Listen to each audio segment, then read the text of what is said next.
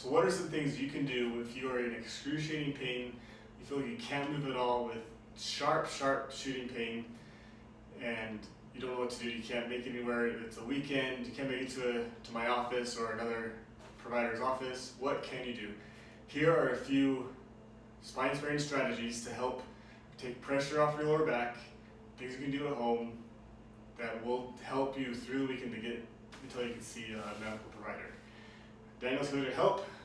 First thing I want you to do is best place to take pressure off the lower back is going to be laid on your back with your leg up on a chair or a couch. So Daniel's going to get this position for me. If you can get in this position, once you get scoot closer, try to create 90 degrees in your knees and hips. Bring this closer to you.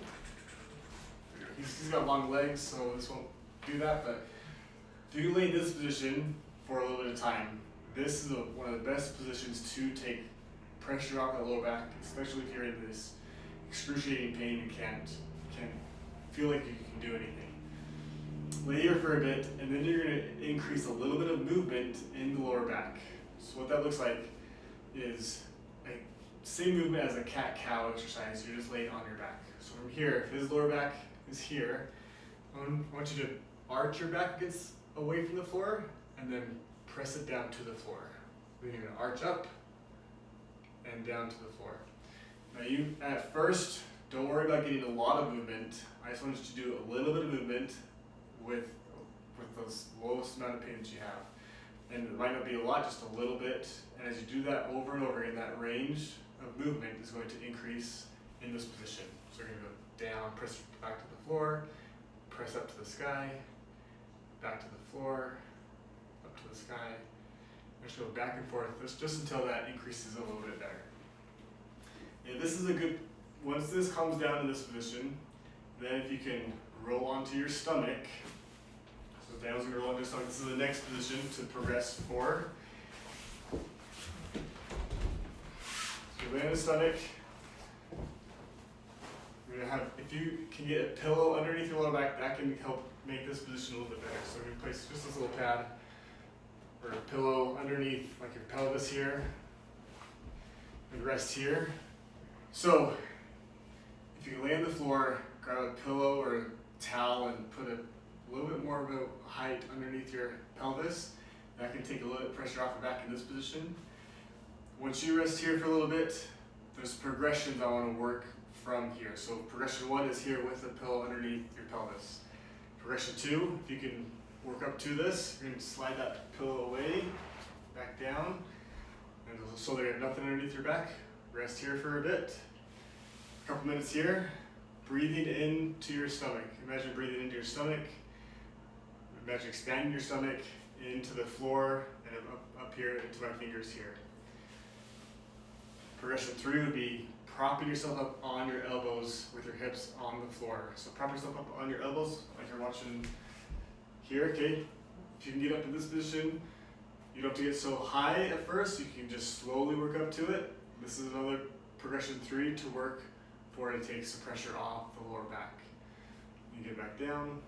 If that's getting too much, you go back down to this position and work up. You can go back and forth between each progression to work up from one progression 1 to 4. And the fourth one would be this lazy man push-up that if we can get here, eventually will help a lot with this high intense pain that we have. Okay, so Daniel, you're gonna do a push-up. Keep your hips on the floor for me. So go up high again. There you go. Back down. Okay, so here's the progression 4. You're gonna do this repetitively. Again, you don't have to go up as high as Daniel may be, but just go up to what is bearable for you. Go back down. And if you do this repetitively, this can also take a lot of pressure off over time, over high repetitions of doing this. After this, then the next position would be up in your hands and knees. Get on your hands and knees for me. Here. So here we do that cat-cow, again in a comfortable position. So you're going to arch your back down and then up to the sky. Again, so see, you have a range of motion where you can move. What I want you to do is more so do that range of motion in a comfortable range. That might be just a little bit of range first. So let's do a little bit of movement first. So down and up. Okay, perfect. So just like this, and then as you do that repetitively, then that range can increase more and more and more. Okay. And other strategies would be the hip hinge patterning from our last video that I shared. If you need a reference to that, there's a link in the bottom or a link in the underneath this video. The hip hinge strategies, sitting with a pillow behind your lower back or a towel behind your lower back to help keep your back in a neutral position.